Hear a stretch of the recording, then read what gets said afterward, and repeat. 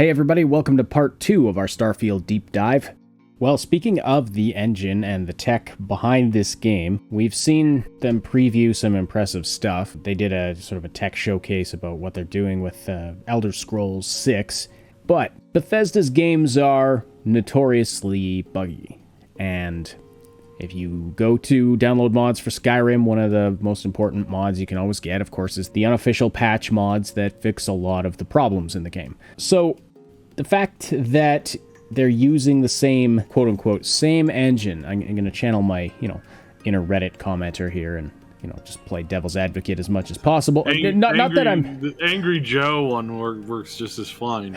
Yeah, he was so upset about that engine. He railed against it. This is stupid. Why aren't you using this engine? Why aren't you using that engine? Why aren't you upgrading to this engine? And I just want to point out that these are valid questions. When I say, I'm channeling my inner Reddit, I'm not, I don't mean that, these are not valid questions to ask. They are. So what about the engine? How can we expect a decent high-tech game if they're using the same engine that they built Skyrim in? An engine is basically the ship of Theseus. You take out the deck and you put in a new deck, and then you put it in dry dock, you take out the hull and you put in a new hull. You swap everything out, and you do this over and over and over again until not 1 inch of the ship is still the original ship. And you continue to do that. That's what game engines are. That's what they have always been. Is they're a series of programs that come together to make things. And there's a lot of people. It's shocking to me. There's a lot of people who despise Bethesda's engine. I don't know why, other than the fact that it does show its age now. But at the same time, you can go in and you can completely revamp and rip out pretty much every system and build complete new systems that handle all of the functions that the engine handles. And there are games made with the Bethesda engine that are completely and totally groundbreaking as far as first person, new in-depth immersive first person. You're able to rip out all of the model files and texture files, and you can update them. You can take a model mesh, a mesh model, and you can replace it with something that is completely different. And then you can just swap those out. You have low res trees. You can literally go out, take photos, take high resolution 4K video of a tree, and you can put that tree, update the model, update the mesh, update the textures, and literally put that tree into the game.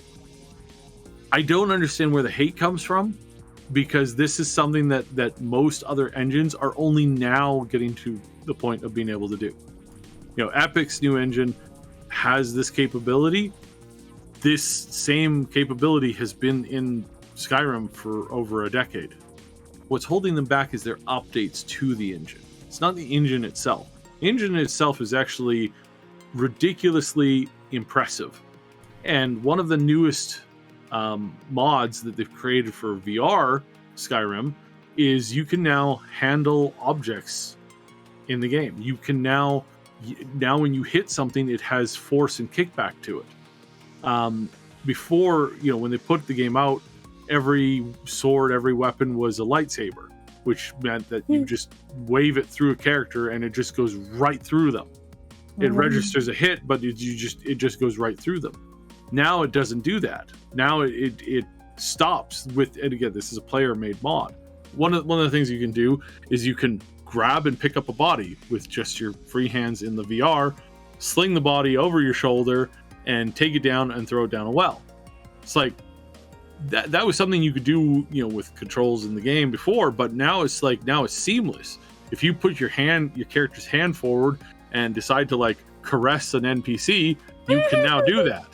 I saw that video. Oh my and again, God. The original concept for this mod was not to have loving, to depends on your definition of loving caresses, but it was designed for a completely different thing. But that's what makes the engine have such insane depth, because there's so much stuff that you can do in that engine that you cannot do in other engines. We've said this numerous times before. You can build a fort out of cheese wheels and then knock the cheese wheels down and throw them down a hill and watch them all roll away. There are very few engines that are capable of those level of physics without burning out your PC every time you attempt to do a basic thing. It's insane. A dude, like, what was this, like 7 years ago? 7 years ago, a dude did a video where he filled a room with 1,000 mugs. And then he walked around walking around in a sea of mugs. It's like there is no other engine that lets you do that. So the complaint about the engine is accurate in the sense that Bethesda for a long time hasn't upped their stuff, right? And it's because they release so few games, right? They've only released essentially it's like 1.5 games in the last 7 years. So they really don't release fast content. So and again, could there's a part lot of of it, people. Sorry, could part of the limitation of the engine, could part of it be console hardware? Because they've always had. Well, yeah, obviously they released the last 2 games were released in the last engine, in the last console. I don't think. Correct me if I'm wrong, but I don't believe Starfield is aimed at previous gen consoles. According to my research from today, it's only coming on the next gen. That's and only the Xbox, not the PlayStation. Yeah. At least not at launch. There's been no announcement for PlayStation. Yeah. Xbox paid a lot of money for that IP. Yeah. Because again, that's over a decade old now.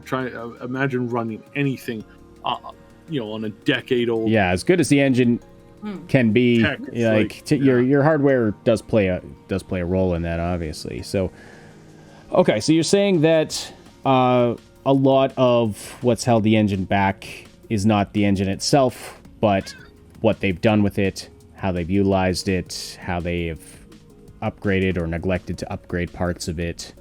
And we're going to see, I know we were talking years ago about how they have basically reworked the animation system from the ground up, or at least they were working on that.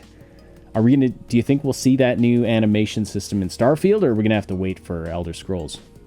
Oh no, they changed out that animation engine. That was one of the first things they did when they started working on this. They've made that quite clear numerous times. And because everybody remembers the janky, their animations have been janky AF, yeah, for a very long time, and that has been fixed for. I mean, they fixed. That was one of the first things they fixed. And as I understand, their new animation engine is based off of being able to incorporate any mocap, even cheap mocap. So it is considerably improved, and again, considerably does not do it justice. What we're going to see, again, we may not see the full breadth of what this thing's capable of until it gets into the modders' hands, because like I said, the modders have been able to take the technology that they built Skyrim with originally, and they've been able to update that to the point where people make films inside Skyrim all the time. Like high quality 4K films with custom animations. What the players have done with that is amazing. What they're going to be able to do with this stuff going forward is going to be flat out mind-blowing, I think. I honestly think it's going to be flat out mind-blowing. Absolutely, shocking. People are going to be amazed at what's possible. Did you enjoy that video? Let us know by slamming that like button and leaving a comment below. And if you really liked it, consider joining the Triple S Legion by joining our online community, supporting us on Patreon, or checking out the merch store. Subscribe for tons more guides and other fun videos. And for insightful gaming news content, check out our sister channel, Triple S Podcast.